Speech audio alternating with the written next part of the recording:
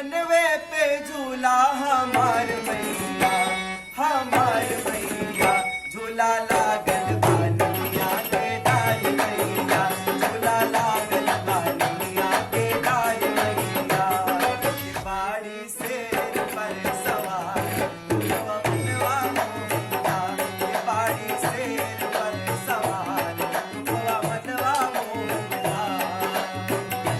ओम जय अम्बे गौरी मैया, जय श्यामा गौरी। नमस्कार, आज आप सभी के समक्ष मैं पुनः उपस्थित हो चुका हूँ। सभी भक्तजनों को मेरी ओर से जय माता दी। दर्शकों, आप सभी जानते हैं कि यूपी तक आप सभी के लिए नवरात्रि के इस शुभ अवसर पर एक खास कार्यक्रम लेकर आया है। इस कार्यक्रम में महामाई की सुंदर सुंदर कथाएं और सुंदर सुंदर भजन मेरे द्वारा आपको प्रतिदिन सुनाए जाते हैं। हमें आशा है कि आप सभी को हमारा यह कार्यक्रम अवश्य पसंद आ रहा होगा।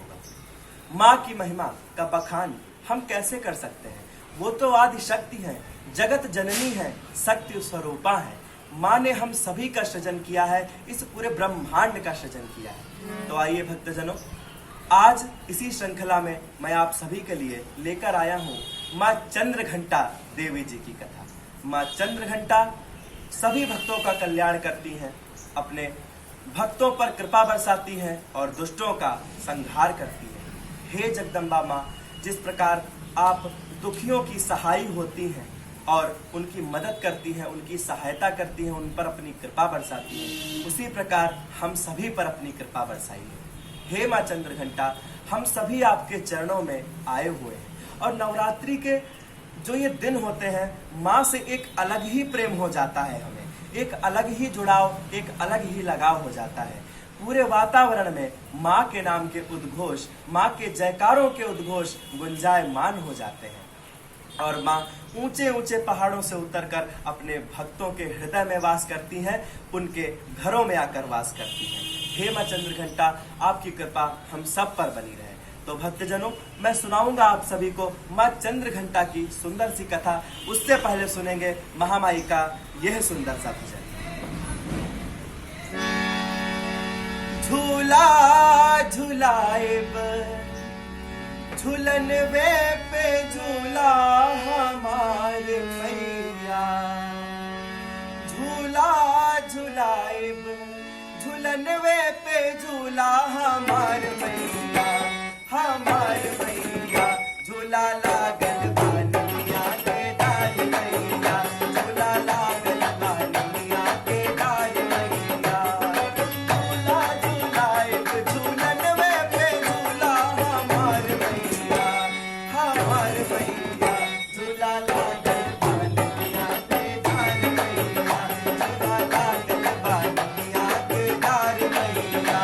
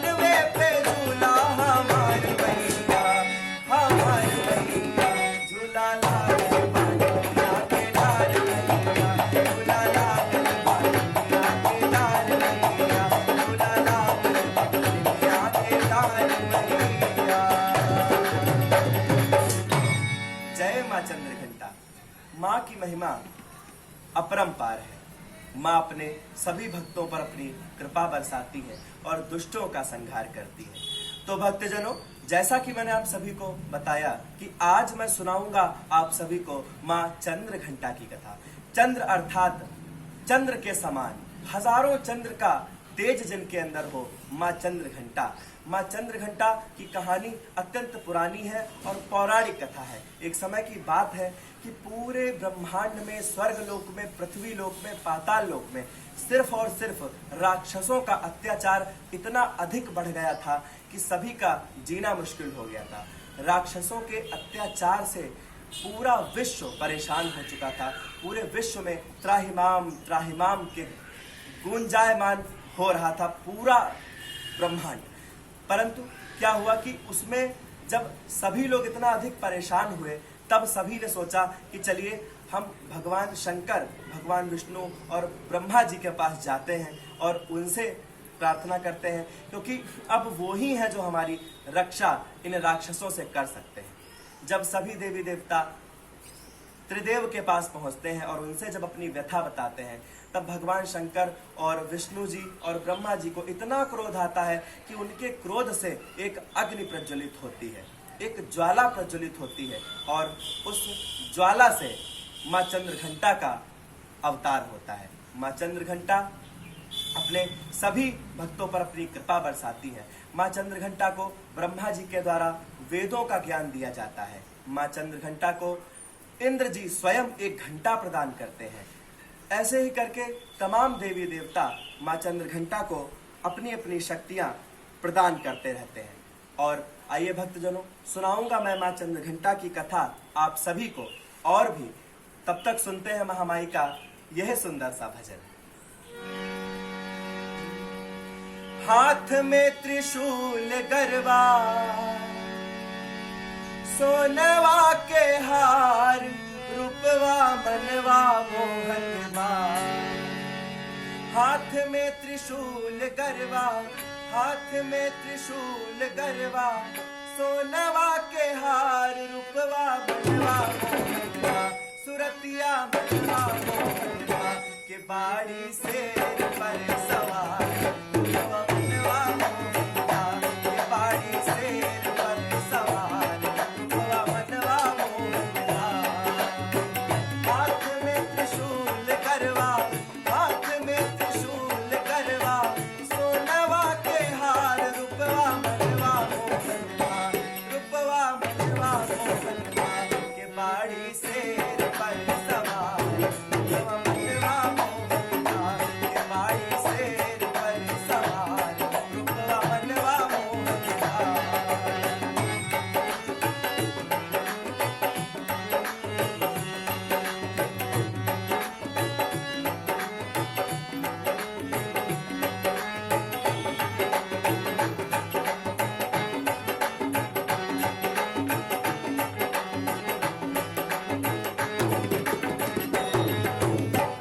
एक हाथ चक्र तुझे सोहे तलवरिया,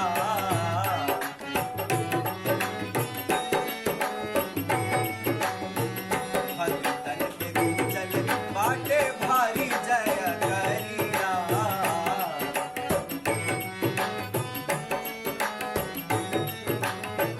एक हाथ चक्र तुझे सोहे तलवरिया, भक्तन के गुंजन बाटे भारी जय करिया।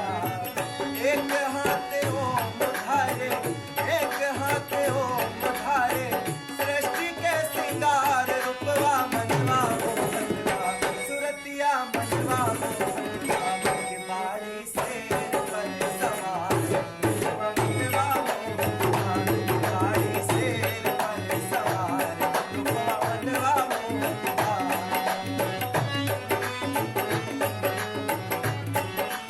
जय हो।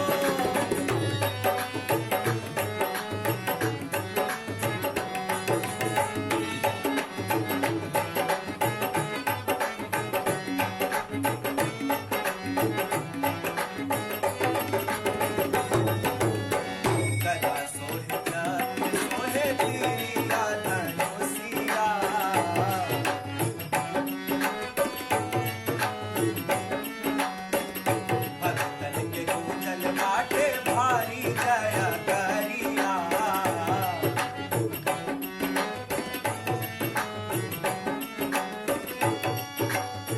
और माँ के हाथों में क्या क्या शोभ रहा है, माँ अपने हाथों में क्या क्या लिए हैं। गदा सोहे चक्र सोहे पिया धनुषिया, वर्तन के भूजल बाटे भारी जय करिया। एक हाथ ओम धारे, एक हाथ ओम धारे, सृष्टि के श्रृंगार रूपवा मनवा मोहनवा, सुरतिया मनवा मोहनवा, के बाड़ी से पर सवार मनवा मोहनवा, के बाड़ी से पर सवार मनवा मोहनवा। हाथ में त्रिशूल करवा, हाथ में त्रिशूल करवा, सोनवा के हार रूपवा मनवा मोहनवा, सुरतिया मनवा मोहनवा, के बाड़ी से पर सवार मनवा मोहनवा, के बाड़ी से पर सवार मनवा मोहनवा, के बाड़ी से पर सवार मनवा मोहनवा, के बाड़ी से पर सवार मनवा मोहनवा। जय माँ चंद्रघंटा। माँ की महिमा अपरंपार है। माँ की कृपा से हम सभी पर कोई भी कष्ट नहीं आता और हमारे सभी दुख दूर हो जाते हैं। तो भक्तजनों, मैं सुना रहा था आप सभी को माँ चंद्रघंटा की कथा, तो प्रस्तुत करता हूँ आगे की कथा आप सभी के समक्ष। माँ चंद्रघंटा का अवतार जैसे ही हुआ, सभी देवी देवताओं ने उन्हें अपनी शक्तियां प्रदान की। ब्रह्मा जी ने उन्हें वेदों का ज्ञान प्रदान किया। ब्रह्मा जी ने उन्हें वेदों का ज्ञान प्रदान करने के पश्चात सभी देवी देवताओं ने उन्हें अपनी शक्तियां प्रदान की। माँ चंद्रघंटा का अवतार जैसे ही हुआ, माँ चंद्रघंटा पृथ्वी लोक पर आई और राक्षसों से युद्ध करने के लिए तैयार हो गई। जब राक्षसों ने देखा कि शेर पर सवार एक सुंदर सी महिला अट्टहास कर रही है और कह रही है कि उनसे युद्ध करेगी, तो सभी राक्षस हंसने लगे और उनका उपहास करने लगे। परंतु माँ ने एक एक करके सभी राक्षसों का संहार किया। आइए भक्तजनों, मैं लेता हूँ इस एपिसोड में आप सभी से विदा करते हैं माँ काली की, माँ चंद्रघंटा की, माँ दुर्गा की। न जाने कितने नामों से हम उन्हें बुला सकते हैं, न जाने कितने नामों से उन्हें हम याद करते हैं और माँ स्वयं दौड़ी दौड़ी चली आती हैं। हे जगदम्बा मैया, हम सभी पर अपनी कृपा बनाइए। आइए करते हैं महामाई की सुंदर सी आरती।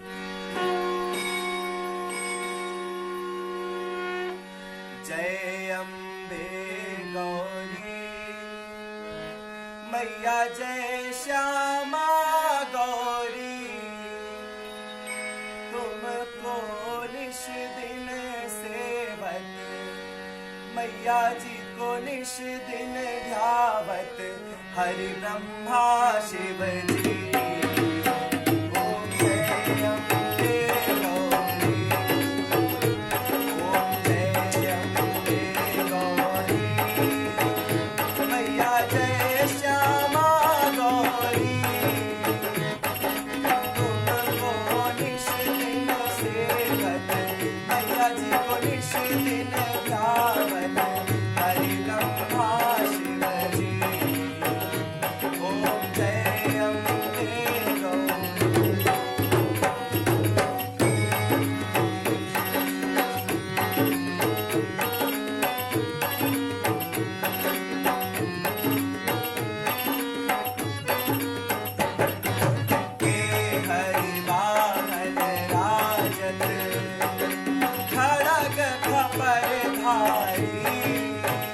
मैया खड़ग खपर धारी।